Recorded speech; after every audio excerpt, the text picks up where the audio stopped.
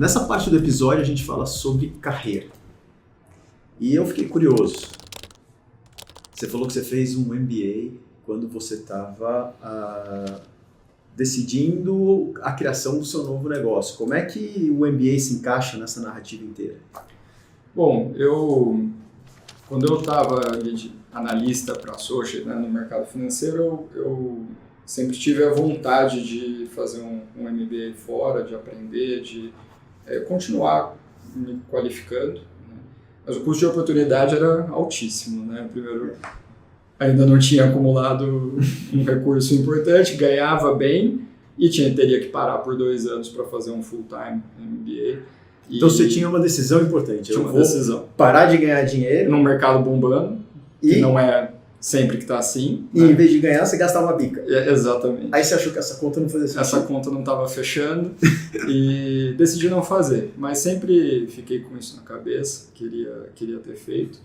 E aí, quando eu encerrei parcialmente esse ciclo de desinvestimento da Grand Coffee, aqui acho que faz sentido me reciclar novamente, mas principalmente realizar uma vontade, ali, um sonho que eu tinha antes, e acabei optando por um MBA de Chicago, que foi para executivos, que foi muito, muito bacana, adorei ter feito, me conectei com muita gente no mundo todo.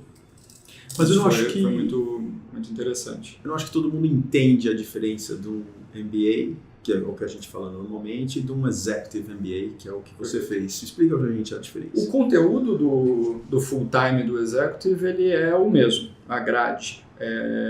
Porém, o foco, né, em perfil de profissional e idade, ele é muito distinto. O MBA, tradicionalmente, né, nos Estados Unidos, o analista de banco ou de consultorias, a mudança do cargo de analista para associate passa por um MBA, né, um full-time MBA, que a pessoa para por 2 anos para fazer isso da vida, faz os summers e etc. Então isso daí o full-time MBA vai acontecer 3 anos depois de formado. Exato, 24, 25, 26 anos de idade, né? Certamente ele sai com o MBA antes dos 30. Né? Sem dúvida. Se fizer mais tarde do que isso, você vai ser você vai ter uma experiência, você vai ser um outlier na turma, né? O Executive, ele normalmente pega profissionais ali de uma idade média de 37, 38 anos. Você tinha quanto? Eu comecei com 36, terminei com 38. Então eu estava bem na idade média, e um grupo muito diverso, né, de diferentes indústrias. Claro, muita gente de mercado financeiro, muita gente de consultoria, mas muita gente de grandes empresas também e empreendedoras.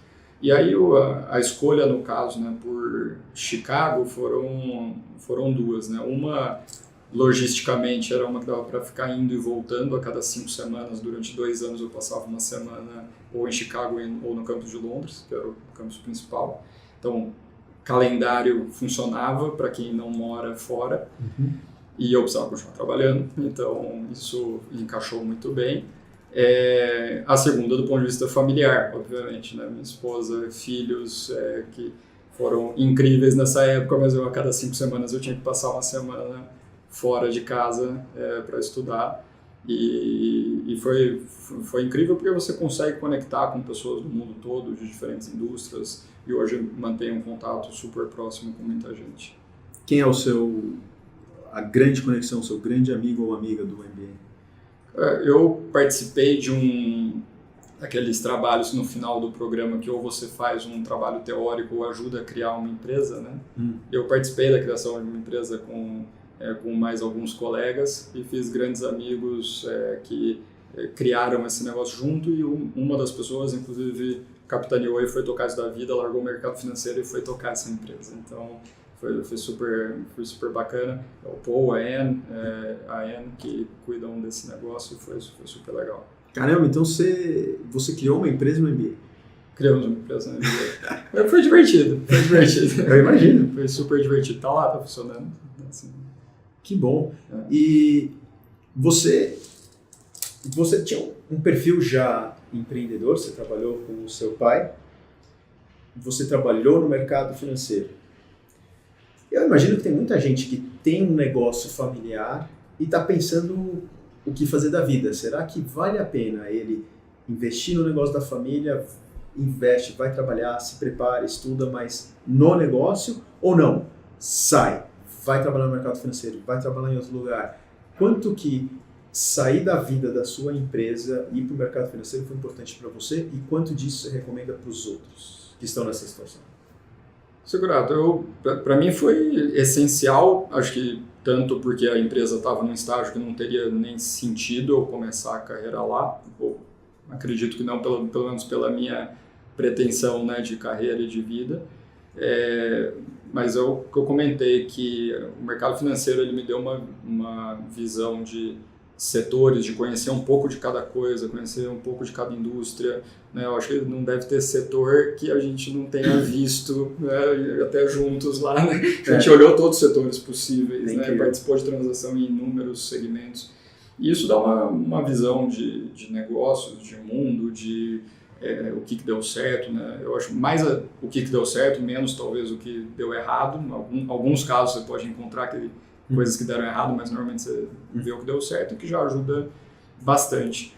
Eu acho que tem uma motivação, e aí eu acho que na Grand Coffee foi muito bem feito um tema de sucessão, né? Eu acho que isso, eu falo que ali a gente nunca foi, eu falo a gente porque é tanto a segunda geração, né?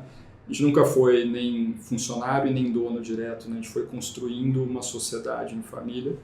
E isso eu acho que foi extremamente saudável, extremamente saudável.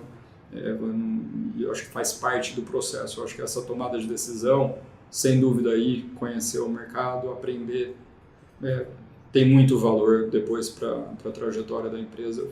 Eu não posso dizer que a gente não teria feito o que a gente fez, né, sem esse componente. Tem outros componentes também tão importantes quanto, mas esse foi super importante. Mas também qual é o plano?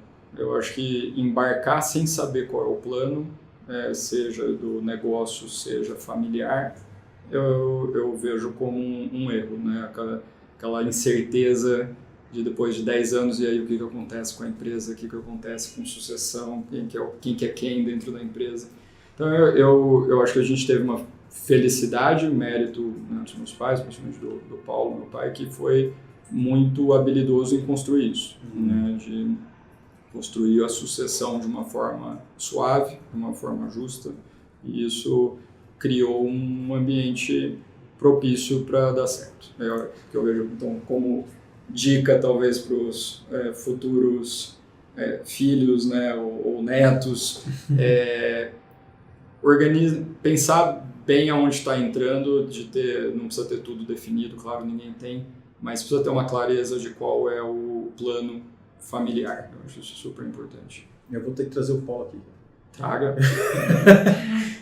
Eu tenho 1 milhão de perguntas para fazer. Pode falar bastante sobre sucessão, sem dúvida. Uma das coisas que eu acho que está mudando na nova realidade que a gente vive hoje é que as pessoas vivem mais, elas são mais longevas.